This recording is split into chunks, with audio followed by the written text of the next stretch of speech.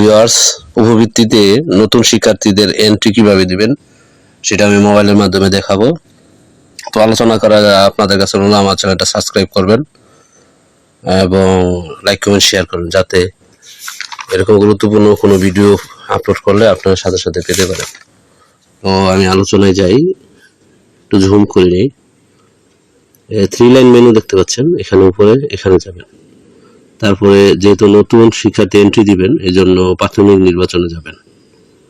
আর যদি শিক্ষার্থীদের শ্রেণী প্রমোশন দেন বা পরবর্তী ক্লাসে উন্নতি করেন, তাহলে বেনিফিশিয়ারি শিক্ষার্থী আইকনে যাবেন। আমি যেহেতু নতুন এন্ট্রি দিব, এজন্য প্রাথমিক নির্বাচনে যাব, গিয়ে নতুন শিক্ষার্থী এন্ট্রিতে যাব। এন্ট্রিতে গিয়ে এখানে একটু জুম করে নেই, জন্ম সনদের নম্বরটি লিখবেন শিক্ষার্থীর। এখানে শিক্ষার্থী জন্ম সনদের নাম্বারটি লিখবেন। আমি লিখতেছি, লেখা শেষ। তারপরে এখানে জন্ম তারিখটা লিখবেন, শিক্ষার্থীর জন্ম তারিখের উপরে ক্লিক করবেন। ক্লিক করার পরে এখানে বছরটি সিলেক্ট করবেন। বছর সিলেক্ট করবেন, যে 2020 দেখতে পাচ্ছেন, এখানে সিলেক্ট করলে আপনার বছর চলে আসবে। আমার বয়স 2019, জানুয়ারি 27 তারিখ। এখানে জানুয়ারিতে যান। মাস নির্বাচনের জন্য এই স্লাইডগুলো, এই অ্যারো চিহ্নগুলি ফলো করবেন। 27 তারিখ লেখা শেষ। তারপর এখানে খুঁজুনি ক্লিক দিবেন। দেখেন শিক্ষার্থীর নাম বাংলা এবং ইংলিশে চলে এসেছে। তারপর তারা কয় ভাই বোন লিখে দিবেন, ওরা 2 ভাই বোন। তারপর এখানে মাতার এনআইডি নাম্বারটি দিবেন। আমি আর একটি কথা বলে নিই, সেটা হলো এই যে ধর্ম নির্বাচন করবেন, ধর্ম ইসলাম। তারপর নির্দিষ্ট কিনা, নাতে ক্লিক করবেন, হা হলে হা দিবেন। তারপর জন্ম তারিখ, মাতার এনআইডি নাম্বার দিয়ে তারপর এখানে জন্ম তারিখটি লিখবেন। জন্ম এনআইডি নাম্বারের এনআইডি কার্ডের অনুযায়ী এখানে সাল নির্বাচন করবেন, 1995। এখানে পিছনে যাবেন, জুন মাসের 1 তারিখ, মে জুন 1 লিখে তারপর এখানে খুঁজুনি ক্লিক করবেন। তাহলে মাতার এনআইডি অনুযায়ী তার নাম বাংলা ইংলিশে চলে এসেছে। তারপর পিতার এনআইডি নাম্বারটি লিখবেন। পিতার জন্ম তারিখটি লিখে 1986 জানুয়ারি 1 দিয়ে তারপর এখানে খুঁজুনি ক্লিক করবেন। দেখেন চলে এসেছে। তারপর এখানে ঠিকানা লিখবেন, শিক্ষার্থীর ঠিকানা। এখানে পৌরসভা, মানে এখানে সিলেক্ট করবেন, এই যে এখানে সিলেক্ট করে তার ইউনিয়ন দিবেন। আর পৌরসভা হলো ওয়ার্ড নাম্বার দিবেন। ইউনিয়ন দিলাম, দিয়ে এখানে পোস্ট কোড নাম্বার লিখবেন 1500। তারপরে গ্রামের নাম লিখবেন, ওই শিক্ষার্থীর গ্রামের নাম লিখে এখানে বর্তমান ঠিকানা স্থায়ী ঠিকানা একই হলে এই যে ক্লিক করে দিবেন, হয়ে যাবে। ঠিক আছে। তারপর এখানে শিক্ষার্থীর বর্তমান শিক্ষা তথ্য, সে কোন ক্লাসে পড়ে সেটি দিবেন। এগুলো এই চার্ট এখানে এটি লেখা থাকবে, এটাও লেখা, স্কুলের নাম লেখা থাকবে। শ্রেণী নির্বাচন করবেন, প্রাক-প্রাথমিক 5, প্রাক-প্রাথমিক 4 হলে 4, যে ক্লাসের শিক্ষার্থী সেই ক্লাস লিখবেন।